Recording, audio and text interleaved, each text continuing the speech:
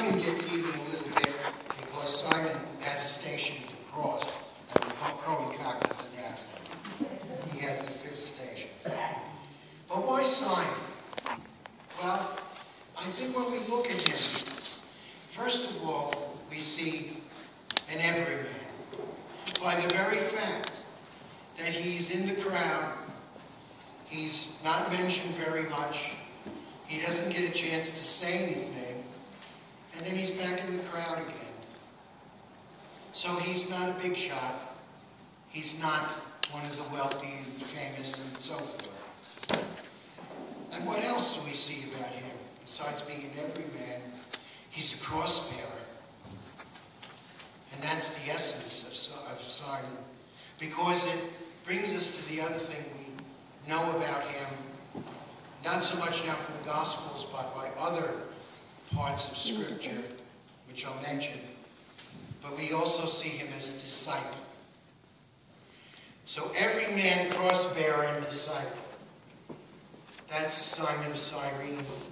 In just this brief mention. Why? Well, first of all, as every man, he is the only one beside Jesus to bear the cross that day. Literally bear the cross. And bear the cross of Christ, no less. And like Jesus, we can say that he is like us in everything. And like Jesus, he is like us in everything, including sin. Simon, like the rest of us, is a sinner. And here he is. He's from Cyrene. He's a stranger to Jerusalem, but maybe not completely. Cyrene was a major city in the Roman trade routes of the day. It was about almost 1,000 miles away from Jerusalem. But the Cyrenians got around. They were all over the place. They're mentioned in many places in the New Testament. And they also had a little synagogue of their own in Jerusalem, because there was an ancient Jewish community in Cyrene. And so maybe that's why Simon was there, making a pilgrimage to Jerusalem and maybe visiting that synagogue, just the way anyone else would do, any other devout Jew. But of course, that was a long journey from Cyrene, even by sea. So maybe he was staying in Jerusalem for a while. And so it says Mark says he was coming in from the country. What does that tell us? Maybe he was staying out there and just visiting the city. Or maybe he worked in the country. If he had to stay in Jerusalem for a while, maybe Simon had a little job or something, worked on a farm perhaps out in the country, because he must have been a pretty good guy, big guy, because I kind of like Luke over there. He grew up on a farm. See what happens when you work on a farm? If he had been there, they would have asked him.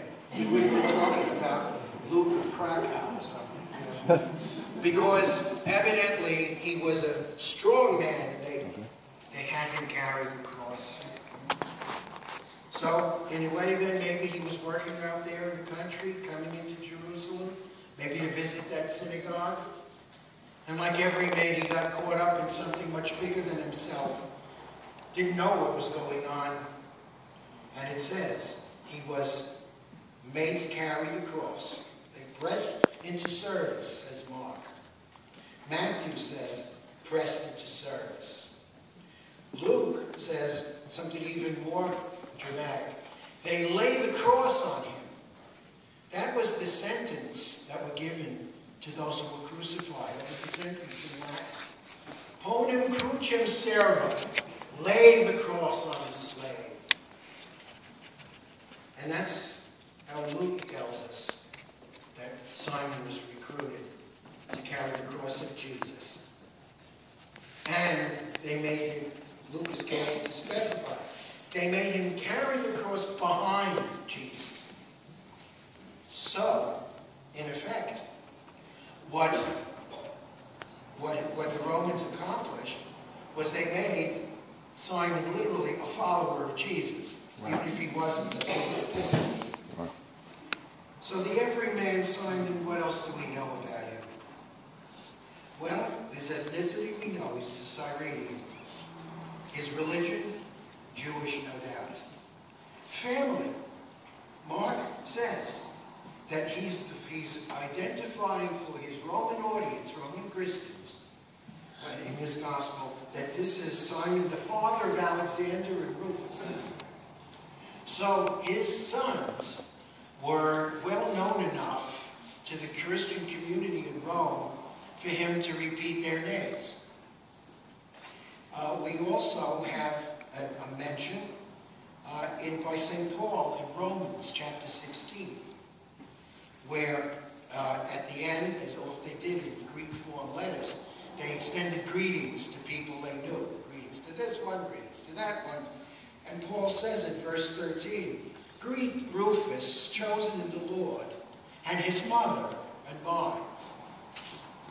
So now his mother, Rufus's mother, probably misses Simon the Cyrene as she gets into the act. And Paul says, "My mother." So he had an affection for this family. You see. So we know that much about Simon of Cyrene and his family. He's a real person, in other words.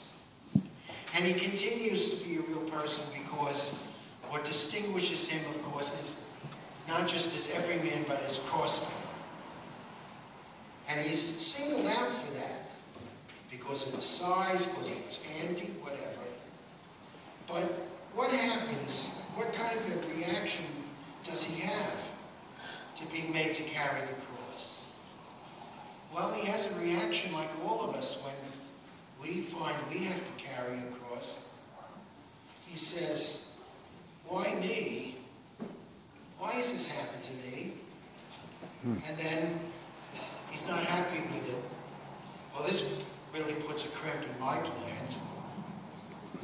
And then reluctance. I don't really want to do this.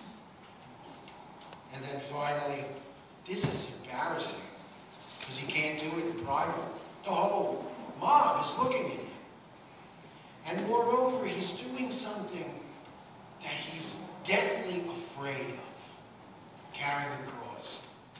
It would be like worse than carrying an open coffin or something because of what it signifies. The excruciating pain, the worst suffering imaginable, and humiliation.